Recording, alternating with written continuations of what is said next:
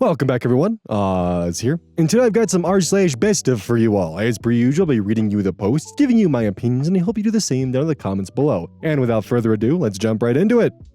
This post was collected by Sebastian Lim, and their tagline is, acting all wise and older brotherly and just annoying.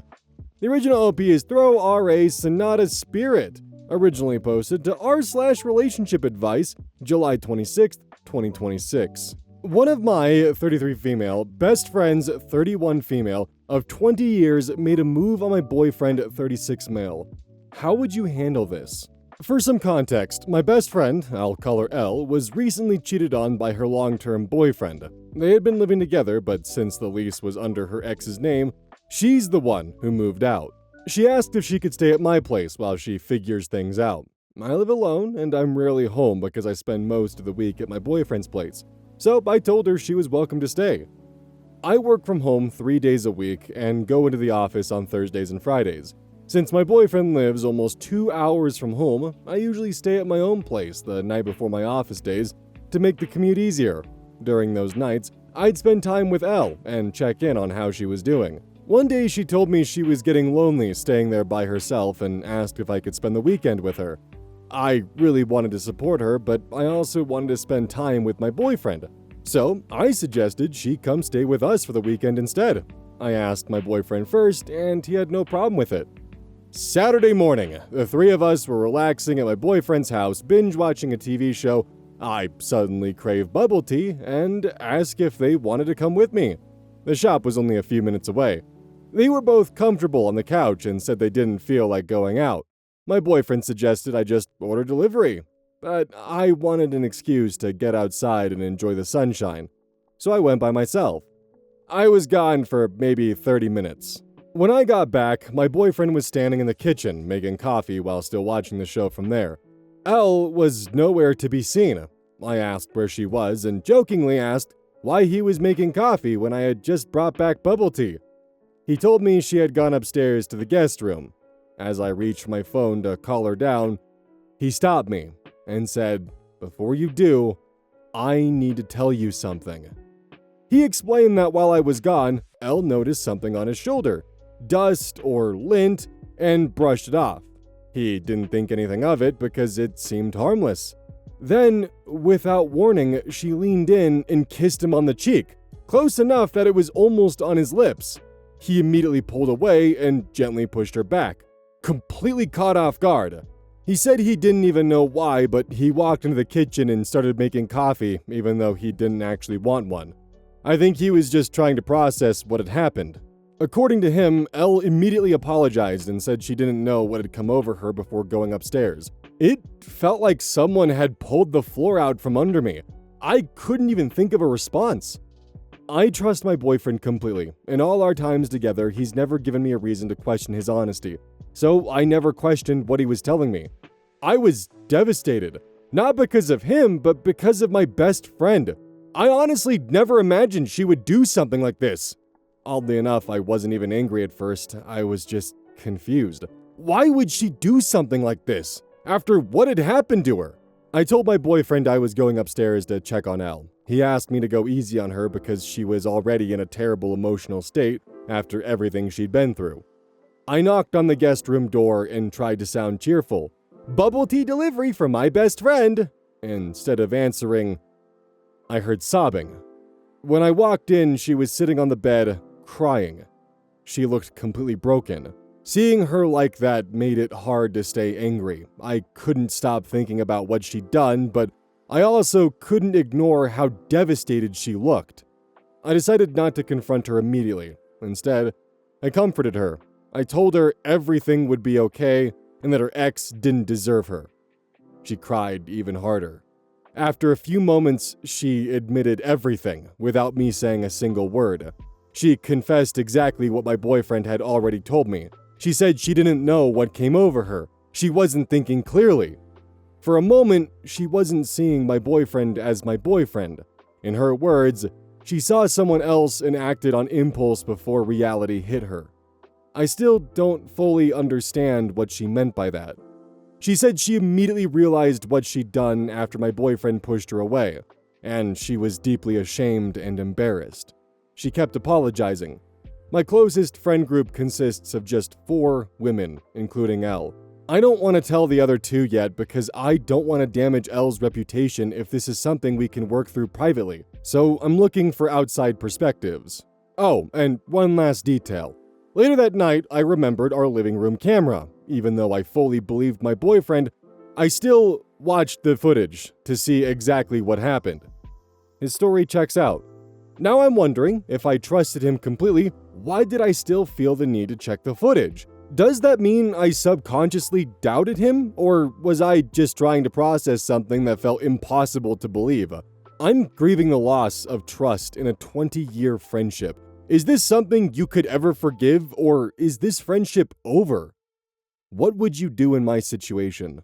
Relevant comments. User Shiro Loves Keith comments. She's definitely going through a rough time, but you can't take care of her anymore. She did this the first and only moment she was left alone with your boyfriend. This isn't just crossing a major boundary. If this was the other way around and it was one of your boyfriend's friends doing this to you, putting his mouth on your face, close to your lips without your consent, you'd consider it sexual assault, right? Or at the very least, sexual harassment. Well, she did that to your boyfriend. Even if it wasn't an impulse and you want to believe it wasn't malicious, she still needs to go somewhere else, and you need to give this friendship a break. User Echo Saya comments, there is also the very real possibility she is the cheater and is lying about the circumstances of the breakup, or there was mutual cheating, etc. Wouldn't believe anything she says given her actions here. OP responds, she has eyewitnesses and screenshots of the conversation between her ex and his co-worker. User Just Some Rolls, this commenter has been downvoted. People here are so happy to throw away a 20-year friendship over a stupid mistake. I'd tell her I understood she's in a shit place, hash it out, and if she's truly repentant, I'd wipe the slate clean, assuming boyfriend is happy to do that. Don't tell anyone it happened if that's the route you decide to take. We're flawed, messy humans, and she's not a monster for making one action, if it is indeed the only once. OP responds, it is really out of character. She never crossed boundaries before. The only thing she cheats on are her diet and exercise sets, lol. And when we play hide and seek, when we were kids. She'll go home and watch TV, and we end up looking for her for a while before she comes out, and that's about it. She never really showed interest in any of our partners. They're not even added to her social media when she created a private one. She deleted her main account when her last relationship had gotten serious. I don't know. I may be really naive and stupid, but I don't know. It's a mess right now. Thanks for your insight. I appreciate it. User Skeptical Faceless comments, I'm going to add a take here that I haven't seen yet. Everyone else's comments are spot on, but there's one thing that sticks out of my mind. Why would she do this? The boyfriend knew the camera and footage would exist, so doing anything with her at that moment would be silly. I wonder, and I'm just thought experimenting here, if he was giving subtle signals to her that made her do it, but in a plausibly deniable way. She didn't know the camera was there, so she made her move. He knew the camera was there, so did what he needed to do in the moment. Not to say the boyfriend didn't act correctly, or that you should be interrogating him, but everyone seems to not be analyzing the why she thought she could make a random move on the boyfriend and get away with it, and just tucking it away into her breakup. Not necessarily actionable, but something worth considering. Opie responds, thank you for your input. His reaction was immediate, pushed her back, stood up, and walked away. A knee-jerk reaction is an instinctive reaction, not a staged performance. As to giving subtle signals, they were just sitting there, watching and talking about the show on how King Joffrey deserves much more brutal death, lol. User Skeptical Faceless responds further, yeah, I'm not saying that's what it sounds like. It's just my method of always considering every angle and eliminating them, especially the unexamined ones. If you entertain this POV for a few moments and don't find anything that supports it, great. But I've seen cases where people consider the POV and then realize they were missing a bunch of signs due to their situation blindness. Always worth the exercise. It's the hindsight is 20/20 phrase in action. Once you know the truth, all the little things pop up and are seemingly obvious in retrospect. If your friend's hitting on him becomes a pattern, ask yourself, what's the common denominator? That said, sounds like you have a keeper. OP responds, I understand and I appreciate it. I take all opinions and perspective I can get to help me navigate on this one. Update, August 8th, 2026. For everyone who asked for an update, first of all, thank you. I genuinely appreciate all the advice you gave me. Some of you were absolutely ruthless, lol, but honestly, I think this naive heart of mine needed it. A lot of your comments gave me clarity, especially the ones about the camera and boundaries. They helped me see the situation more objectively, and gave me the courage to make the decisions I needed to make. After my conversation with Elle that Saturday morning, I went back downstairs to check on my boyfriend. He told me he was okay, and at the time, I accepted that answer. Looking back, I also want to thank everyone who reminded me to really check on him and not just assume he was fine. In everything that happened, I unintentionally overlooked the fact that he had gone through something upsetting too. That afternoon, I drove Elle back to my place. I wasn't about to let her commute while she was in such an emotional state. The drive was almost completely silent. She didn't start any conversations. At one point, I asked her, "What do you think would have happened if my boyfriend hadn't pushed you away?" She quietly said she didn't know. Then she told me she hated that she'd put herself in that position and that she was sorry for causing all of this. That was the only real conversation we had. When we arrived at my place, I stopped the car before she got out and told her she needed to find somewhere else to stay. I told her that when I come back on Wednesday night, I will be needing the space. She simply nodded. As she walked toward the house, she turned around and looked back at me. That moment broke my heart because I couldn't help thinking it might be the last time I'd ever see my best friend. I started tearing up, but I drove away before my emotions convinced me to take it all back. Monday night, one of our friends noticed something was off and messaged our group chat to check on Elle. It probably wasn't surprising. Elle and I are usually the ones constantly blowing up the chat, and it had been unusually quiet since Saturday. After a little small talk, I was just lurking. Elle confessed everything. She told them exactly what she'd told me. Friend 1 immediately left the group chat without saying a word, then she called me. Friend 2 stayed.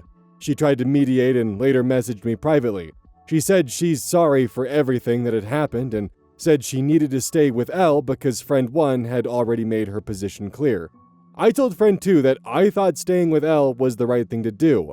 I also asked her to keep an eye on Elle and encourage her to seek professional help. She promised she'd try her best to make it happen. Fast forward to today. Elle and I still haven't spoken since that day, but friend 2 has occasionally updated me. According to her, Elle has started seeing a therapist and has been in much better spirits lately. Friend 2 let her stay with her the day after she confessed everything. Elle has since found her own place and moved in yesterday. Friend 1 still isn't speaking to Elle. She told me she won't consider reconciling with Elle until I've forgiven her. Not because she wants to pressure me, but because she feels she can't move past what happened while I'm still hurting from it. Honestly though, that isn't what weighs on me. Whether friend 1 forgives Elle is between them. What weighs on me is losing someone who had been my best friend for years. I miss her every day. But one piece of advice that really stuck with me was to pause the friendship instead of making permanent decisions while emotions are still fresh. That's what I'm doing. I'm giving us both time. As for my boyfriend and me, we're doing okay. We've had a lot of honest conversations since everything happened, and I apologize for not fully realizing how much the situation affected him in the moment. He's been more understanding than I probably deserve, and I'm grateful every day that he chose to face this with me instead of letting it drive us apart. Since Elle seems to be doing much better now, I'm also going to stop asking friend 2 for updates. I think continuing to check on her from a distance isn't helping either of us move forward. I know some people will probably be disappointed that I haven't ended the friendship completely. I understand why you think I should end it. I'm not asking you to agree with me. I'm simply not ready to make that decision. For now, I'll continue with no contact for weeks, months, maybe even a year. I don't know what the future looks like yet, and I don't think I need to decide today. If after enough time has passed, I feel ready to revisit the friendship, then I'll make that decision with a clearer head. If I don't, then I'll accept that too. If there's one thing this experience taught me, it's that people can make terrible decisions without being terrible people.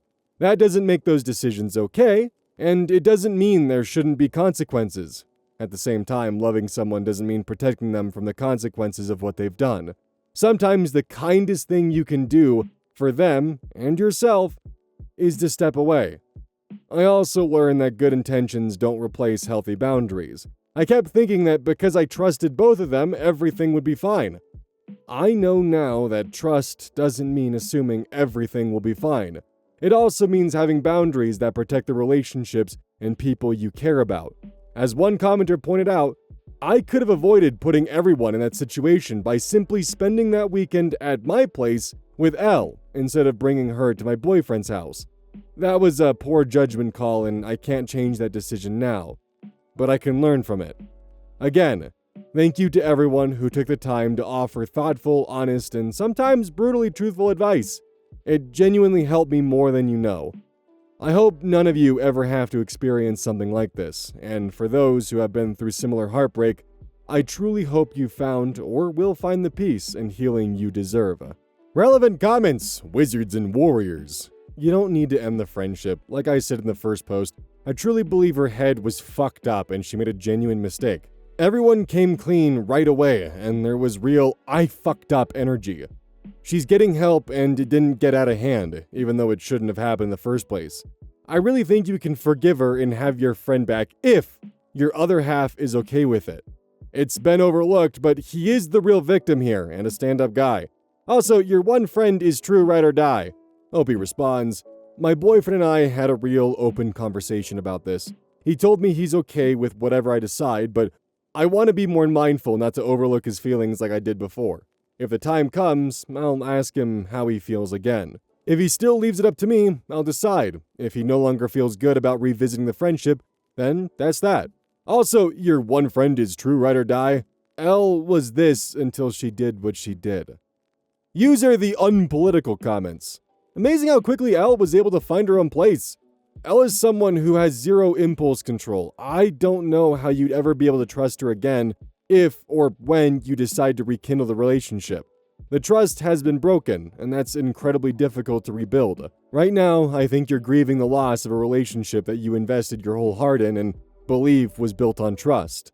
Unfortunately, once that foundation is gone, it's almost impossible to get it back to what it was. Best of luck to you, no matter what you decide. Opie responds, thank you. I appreciate you sharing your perspective. It makes sense why you'd think she found a place quickly, as I left out a few minor details like the fact that she was already staying with me and actively searching for her own place before things escalated. I was focusing on getting outside advice on the core situation, so I didn't think those were necessary.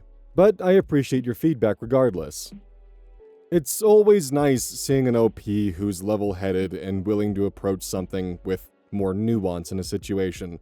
OP's taking the time to let the emotions kind of settle and figure out where the hurt is and where to go from there. And, in the future, decide if they want to rekindle that friendship and just putting things on pause for now.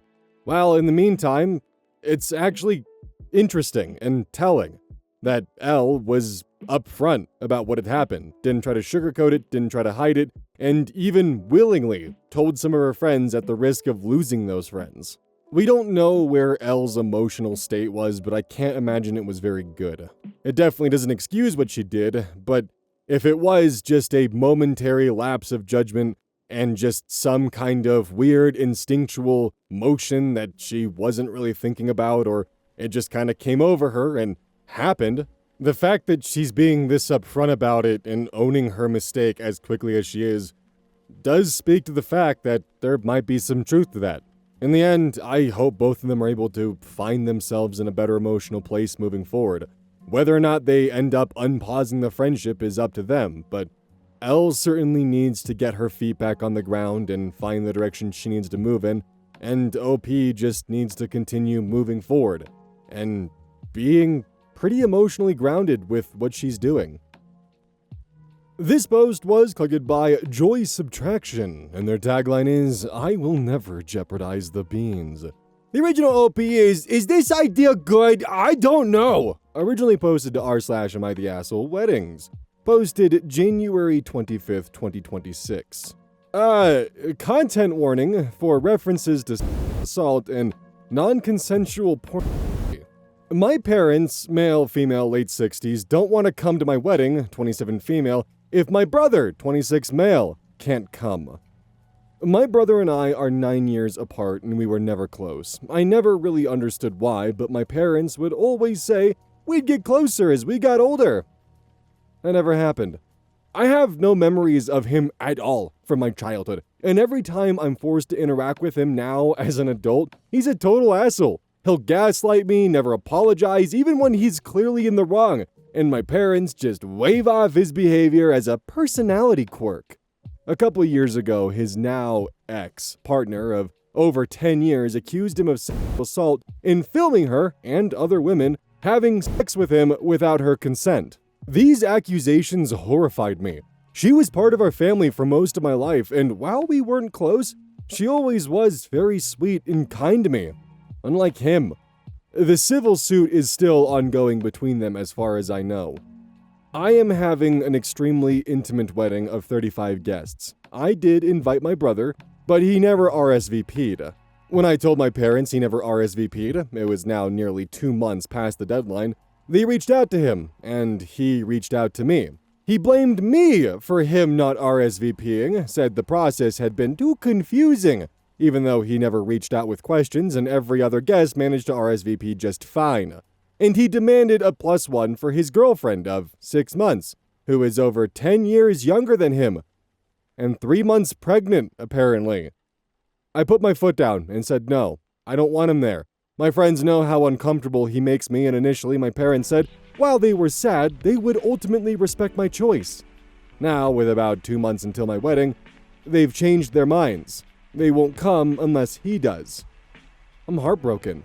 They say I'm being immature and disinviting him is a bridge too far. I'm not a parent, but I'm trying to see their perspective. But I just can't shake how they always seem to minimize my emotions and make me the problem, even on my wedding day. Am I being unreasonable? Some relevant comments by OP. 1. Harbor House has insane fees. I'm getting married in less than a month, so I'll report back if it was worth it or not. For reference, guest count is 33, getting married on a weekday in March, and negotiated the hell out of them. And it's $60,000 for just the venue, catering, and lodging, inclusive of all fees. Jesus Christ, I'm in the wrong business. 2. That's not the estimated cost for the entire wedding. That's just the venue, lodging, food, and beverage. But them paying is why I don't feel comfortable uninviting them. User Lofty Quackers comments, not the asshole, your parents are yet again putting him before you. You should not have people at your wedding that make you uncomfortable. I'm sorry your parents hurt you yet again. User Elegant Straw. Not the asshole. Enjoy your wedding without them. They don't get to make demands on who gets invited, especially when the person in question is a sexual predator, too lazy to even bother to RSVP. Update. Posted February 26th, 2026. Too long didn't read. Parents threatened not to come to my wedding if my brother, older estranged, accused of sexual assault, couldn't come. So, we scheduled a family therapy session. My parents and my fiancé and I. It went horribly. I calmly explained that I expected my feelings and comfort would be prioritized on my wedding day. My mom very calmly said, "You were wrong." It spiraled from there. My parents called me selfish, entitled. My decision was disrespectful to them. They didn't hold back. My fiancé and I kept our composure and remained calm. They raised their voices and started mocking my therapist at one point.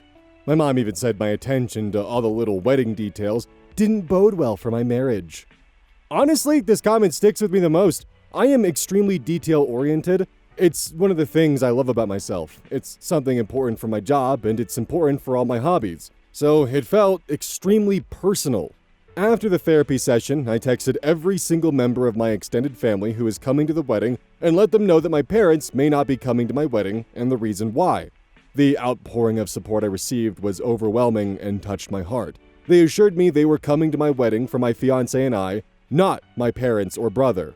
I've never been super close with my cousins and aunts, but I've been following up and checking in with them more often now.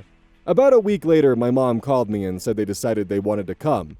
My dad made it clear he was going to support his wife and that I ruined his experience for them. So that was fun to hear. My wedding is in 2 weeks. I'm praying for no drama, but at this point I've accepted that I can't control what they do. I'm still hyped to get married and see all my friends and extended family. My in-laws have really stepped up. My future mother-in-law checks in every week to see how I'm doing. My mom hasn't checked in. I'll let you know how the wedding goes. Final update. Posted August 14th, 2026. Hey y'all, I'm back! As a precaution, a few days before the wedding, I sent my venue some press my brother was featured in. His ex called him a rapist in a national publication, where his photo was shown, so they knew to watch out for him and what he looked like. At the end of the day, I was 95% sure he wouldn't come. Growing up, he would never show up to events I wanted him to attend, and my wedding was in an extremely remote location anyway, so I felt I had sufficient insurance. And I was right. He never showed. Most of my stress was centered around my parents. I was concerned that they would cause some kind of scene, but they were pretty withdrawn the whole day. But at every moment, I was low-key terrified they would do something.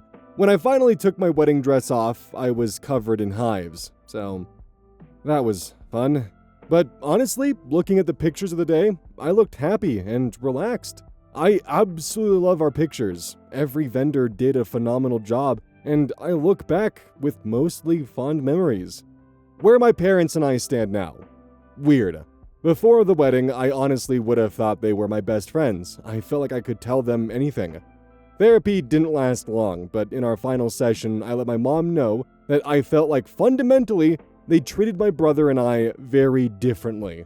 Where they expected me to show up early, they were just happy if he showed up at all. If I'd gotten pregnant at 25 to a man 11 years older than me on a first date, not 5 years after graduating an Ivy League school they paid full price for, I knew they would not be excited for me. But for him, they were delighted. My brother and his fiancée ended up getting married only a day or two after me, in a nearby city, by a justice of the peace. A courthouse wedding. My parents attended, but to my knowledge it was extremely small. She was 6 or 7 months pregnant at this point. I feel like the best friends I thought I had and my parents are now people with whom I have major value differences. I don't know how to reconcile the people I grew up with the people who've been shitty to me the last 9 months. I don't really call or text them anymore.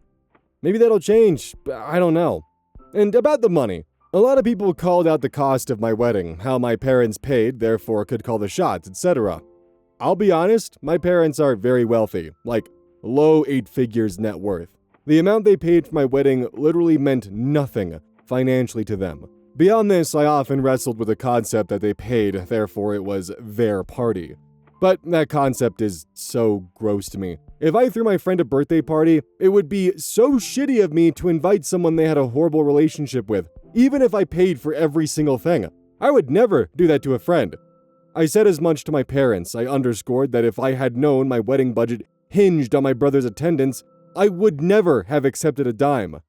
They agreed putting conditions on the money retroactively was unfair. Anyway, married life is great, my husband is amazing, and I appreciate every single comment. I read them all. Can't believe so many people cared. Honestly, massive fucking kudos for the brother's ex just outing him publicly and nationally like that. That's what he fucking deserves. It sounds like the parents finally relented and eventually just decided to attend the wedding, despite the fact the brother wasn't attending. And, it was also the fact that he didn't even bother to RSVP because it was too complicated, despite everyone else actually being able to. And, at least they did actually just go to the wedding without the brother. But I guess the main question is that I'm kind of building up to is, and this is more of my mind just wandering in this case, is how often a parent will just overlook the atrocities their child has committed. And I've been spending some time actually thinking about that, and I'm not saying it's justified or reasonable, but there is a question that I have of how often is it that parents will continue to maintain these relationships or overlook the evil or discomfort their child's created and caused, whether it's the evil of their relationships, the discomfort with their sister, in order to essentially force some kind of normalcy and pretend as if none of these things ever happened. Do they see it if he attends the wedding that it's almost proof or evidence that he's not the kind of person that apparently been nationally claimed to be? Or are they trying to give him a fresh start and new footing to rebuild himself? Either way, in the process of them either overlooking what their son's done or trying to give him new footing, they're actively sacrificing the comfort and the special day of their daughter. At this point, I'm kind of just thinking out loud because it is something that I guess crossed my mind of, if I had a child who did something reprehensible, how would I even begin to approach that? I mean, it's so easy, of course, just to say, on the surface level, well, of course I disown them as my child. They've done something horrible. But that's one of those things where, how would you actually be able to approach that in the moment? Like, in the case of this post, this is someone who you've dedicated 36 years of your life not only knowing, but a good portion of that raising them. And if they did all these things, is that a reflection on you as a parent and the kind of person that you've brought into this world? Is it easier to sweep that under the rug and just hope that, no, none of this is true? I could never bring a child that's capable of this into the world. I'm, of course, not saying this justifies any of this behavior. I don't know if any of what I'm saying makes sense here, but the more and more of these posts that kind of pop up, the more that I'm trying to piece together the logic or the emotional reasonings behind them. Not to sympathize or excuse it, more just to understand to better be able to, I don't want to say combat it, but that is essentially the end goal. I don't know if anything that I'm saying is making sense right now, but it's more of just a general kind of train of thought at this point in time. So, yeah, I'd certainly be curious for audience input and what many of you may have experienced or have dealt with throughout your lives that could potentially shine more light on the situation. It's something that I see a lot with these posts, and I don't know. It's one of those things where I understand it, but I also at the same time struggle to. This post was clicked by Direct Caterpillar 77, and their tagline is, Satan is not a pogo stick. The original OP is Selena, Selena, Selena, and Selena, Selena, Selena 1. Posted April 13th, 2016. I overheard my 22 female boyfriend, 22 male, saying disgusting things about me to his friends. I've been dating my boyfriend for 2 years now. Our relationship can be quite rocky sometimes, but at the end of the day, we really care about each other. He has an ego problem, though, and it causes problems every now and then. I'm not perfect myself, I can be quite hot-tempered, but I always try to be a better person. This evening, I was at his house when a bunch of his friends came over. I stayed mostly out of their way to let them have their male bonding time, or whatever, so I was in one of the bedrooms upstairs while they were all downstairs. An hour later, I was walking past the kitchen when I heard one of them mention my name. I heard my boyfriend's voice and two of his other friends. Naturally, I stopped in my tracks and decided to eavesdrop.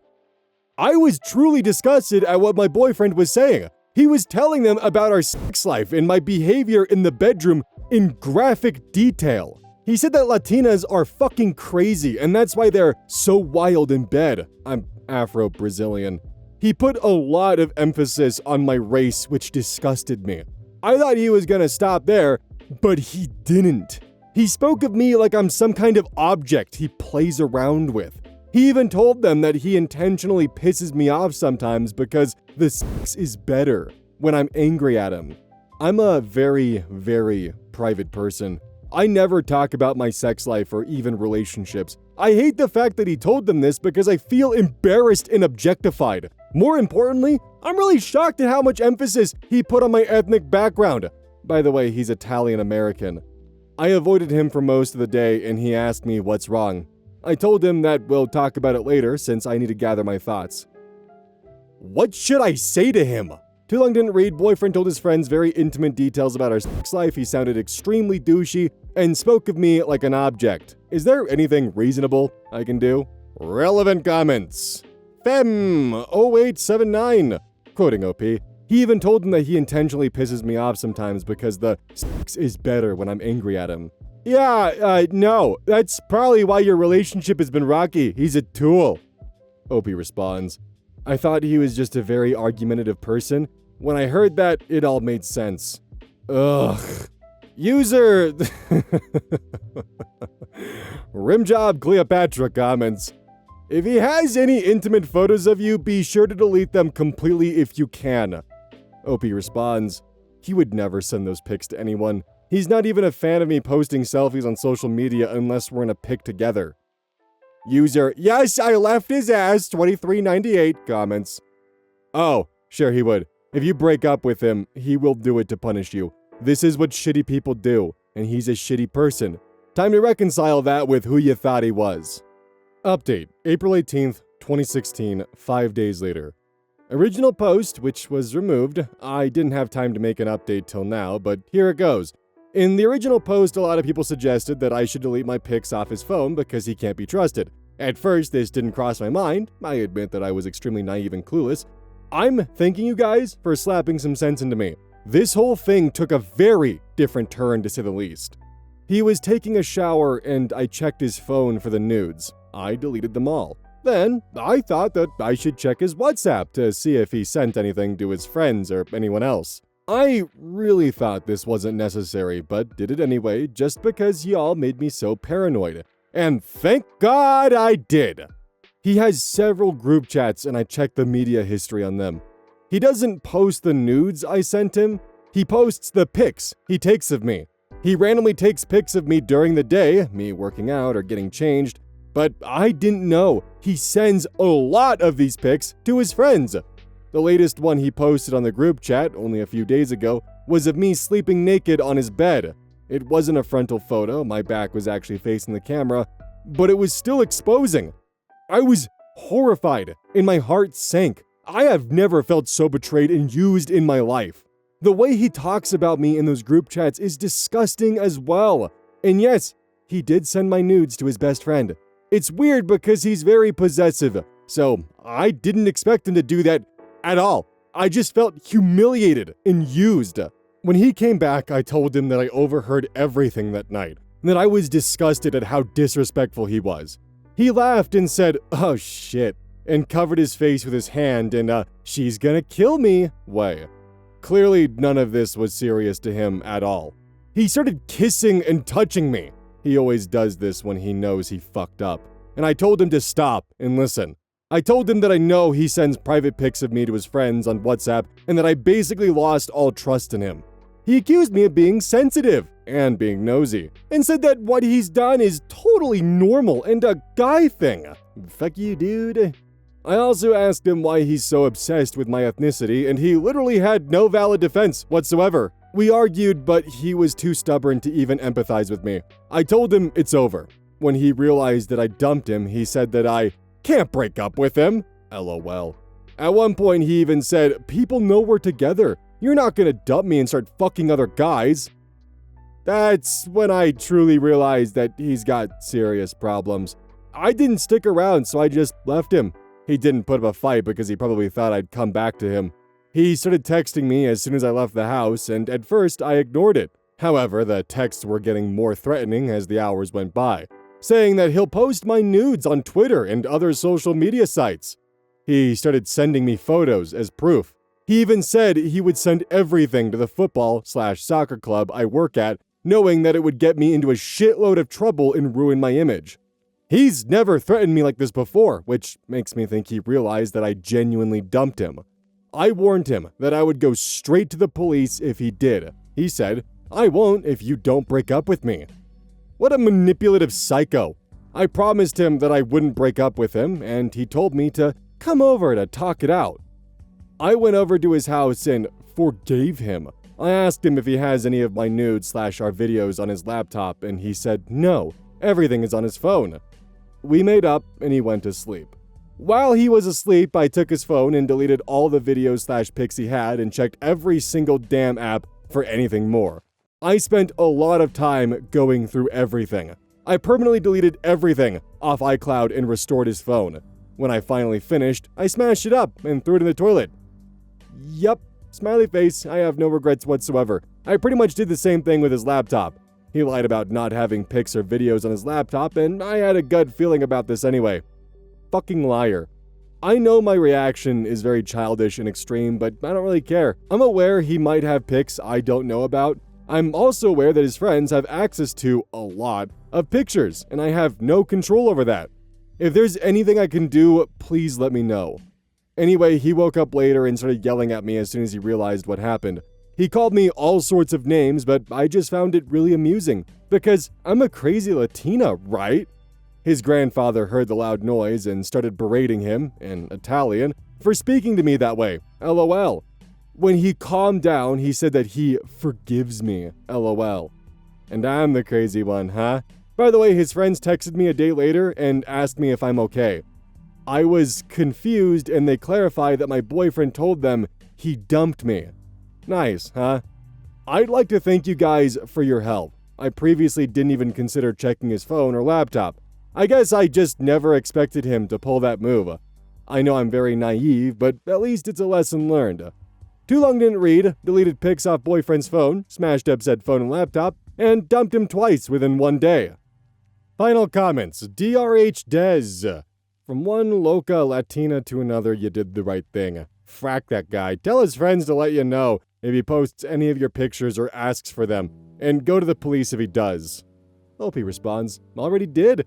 I had a word with his best friend too. User Bob Rarely comments, I'm happy for you that you learned what kind of a jerk he truly is, but you might have shot yourself in the foot by smashing his phone and laptop. I hope that doesn't come back to bite you. Honestly, you should go no contact and stop creating more drama from this situation.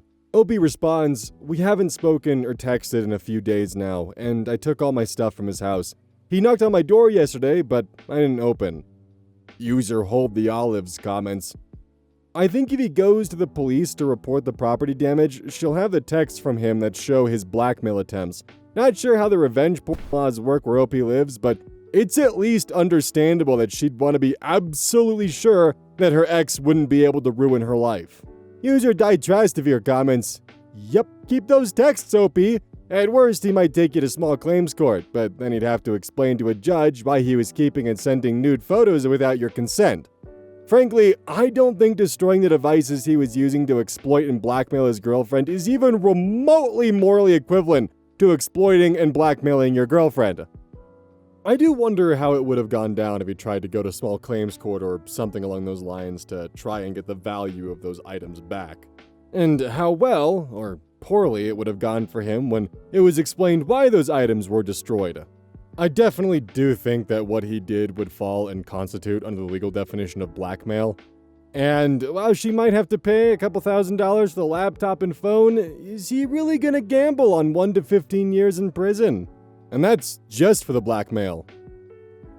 This post was clicked by Stephen Allen, 1977. Originally posted to r/Girl Dinner Diaries by So I'll Continue, the 7th of July, 2026. Accepted a job that I wasn't offered. Mortified. FML. Interviewed for a job last week. It's exactly what I want to do, near where I live, and would be a massive pay increase. I'm a recent grad, so I don't have much experience with real job interviews, which comes into play here. The interview went really well. She seemed really impressed with my resume, said she could do the top of my salary request, talked extensively about how she wanted me to start ASAP. I offered to ask my job if I could leave early and let her know. My contract is nearly up and they've got another person lined up after me, so I thought they might not need the typical 2 weeks. At the end, she asked me if I wanted a few days to think about it. I assumed this was an offer, which I sent an email accepting a few days ago. Told my whole family about the awesome job I'd secured. A few days passed and they emailed me that they are still reviewing applications and conducting interviews. How embarrassing. My face is on fire. The embarrassment is so strong that I honestly feel a little sick. Now I know to wait for the offer in writing so that there are no misunderstandings. Or maybe I'll just go live in the woods and never interview again. Oh, and to top the day off, my dentist told me I need to avoid crunchy, sticky, or chewy foods because I think I have TMD.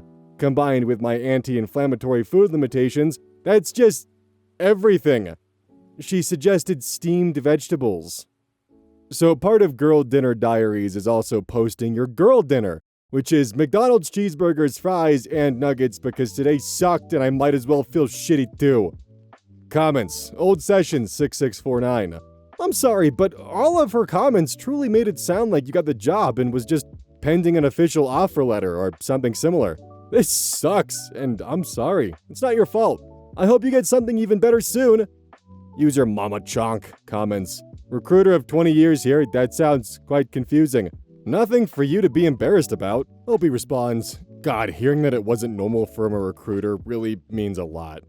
I just felt like such a dolt, but maybe I'm just unlucky, lol. Mama Chonk responds further. She could just not be a great communicator, or maybe she thought she had the green light and the hiring manager told her to hold up. You never know. And good luck. And if they don't come through with a written offer, you frankly dodged a bullet. User can do it myself comments. Hey, don't sweat it. By your account, the interviewer offered you the job. I would be confused too, and I have decades of interview experience. Opie responds, Thanks, this helps. I feel like a total idiot, but maybe it would have confused more people than just me. I still don't know what she wanted me to consider over a few days. Crying emoji. User ReadyRead3918 comments, talking about you starting ASAP and asking if you wanted a few days to think about it, low-key is a job offer. This is 10,000% on the company and not you. They should be embarrassed, not you. Opie responds, That's what my sister keeps telling me, but boy howdy, it's hard to accept. My face was legit burning so bad, I felt like a cartoon. Update, 1 month later. So, last I left off, the employer emailed me to say that they'd let me know when they'd actually made a choice. That was more than a month ago, and I never heard back. I was notified by LinkedIn that they'd viewed my resume 3+ times in the interim, which was definitely a bit of a false hope that I didn't need, lol. At this point, the pressure was really starting to get to me. My current job is ending at the end of August, and my savings are slim. I have roommates and a dog that are counting on my ability to pay rent and other bills. I was having trouble sleeping and my skin was breaking out, which almost never happens. I was really struggling to keep my cool. Thankfully, today I accepted a job with a higher salary than the non-offer. Is it in the subfield I wanted? No! Sparkle emojis, but I can get my feet wet, learn some things, make good money, and then maybe transition down the line. Plus, it's apparently a comparatively easy subfield, which isn't a bad way to start off. Yes, I am actually sure it's an offer this time. It's in writing and everything. Thank you to everyone who commented last time. The support, jokes, reassurance, and advice truly helped me immensely. I was really in the dumps and feeling awful about myself, and you all disrupted that spiral in an amazing way. I'm extremely grateful. Dinner was gnocchi soup that my lovely roommate made. I added a bit of tobacco and it was delish. Tobacco or Tabasco? Those are two very different things. Comments. Men's fights activists. You can cook with tobacco? Did you mean Tabasco? Congrats though. I remember your original post. I'm so glad there's a happy ending to this story, even though it's with a different company. OP responds, Oh my god, yes, Tabasco. The hot sauce. My terrible spelling strikes again. And thanks. User Warrior in Woolworths comments, Now, I'm nosy and have to know the field, but it's nice to see something good sprout up around here that I'm able to catch for once. OP responds, Okay, so I was avoiding saying in the first post, and then was going to say in this post because I highly doubt they'd look at the subreddit, but I couldn't work it in naturally. So when I made the post, I was going into family law. I'm a new attorney, but since then, I actually got offered a civil rights firm that I didn't think was going to offer me, and accepted that instead. I originally wanted to be a criminal attorney, but not gonna lie, I'm pretty excited about civil rights law, and the salary is just as high. Also, I'm also nosy as fuck, so I can totally relate, and didn't want to leave you hanging when there was really no need, lol. Well, I'm definitely happy that this one has a happy ending, and that OP ended up getting a better job than what was even initially offered. But what I will say as just kind of like a general overview, don't make any life-changing decisions based upon a good interview ever, even if the hiring manager is like, oh yeah, you're totally a shoo-in. Wait for that shit in writing first, always. Like never just jump the gun, because you never know. Always get it in writing before you make any major decisions. Always. Oh hey, it's the outro. I got two things that I think will be fun to talk about this time around. So the first one, of course, is gamer subs. Use code odds at checkout. Now, one thing that I do kind of want to mention, which is something that I never really realized until it was pointed out to me, is just how much less trash I have with gamer subs. Because like when I would go and get like cans of other energy drinks or, bottles of water or hydration drinks or just other things to keep me hydrated or to sip on for caffeine or sodas and whatnot, that's a lot of plastic and aluminum waste, like a lot. To the point where I have a can crusher in my office, or had one in my office, specifically for just taking care of that, crunching it down and recycling it.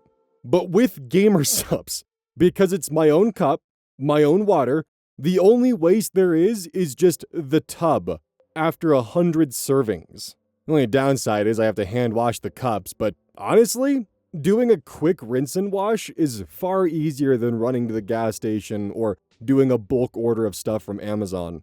So yeah, code Oz at checkout. They got hydration stuff called Gamerade, they've got caffeine free, they've got caffeine, and they got AFK. I'm actually drinking the lemon lime Gamerade right now, which is pretty good. Doing that for hydration so I make less like mouth noises. Now, on to the other part of it, the office portion. So right now, paint's going good. I'm currently like putting up ceiling tiles, like these little adhesive like panels that which is kind of funny. I went through all the effort of painting the ceiling and I'm now just covering it up with adhesive panels, but the adhesive panels are the same color as the paint, so if there's any gaps, they won't be seen. But on top of that, I'll be hanging up the wall panels soon, and some of them are actually actual like functional art pieces. One of them was actually made by a Ukrainian in Kyiv, which was really cool. I didn't know that until it was shipped and I saw it was coming from Kyiv. So, yeah, no, I bought technically acoustic wall art from Ukraine. So that's cool. For those of you wondering what the general color theme is going to be, it's going to be kind of like a deep green blue, because it does have some blue in it. Which the color, by the way, is Sherwin-Williams Cape Verde. And funny enough, when you Google that, yeah, it is very much a green, but other people's photos of it do show blue. So it very much just depends on the camera. And I found that kind of funny that when you Google the color, the exact problem that I had shows up.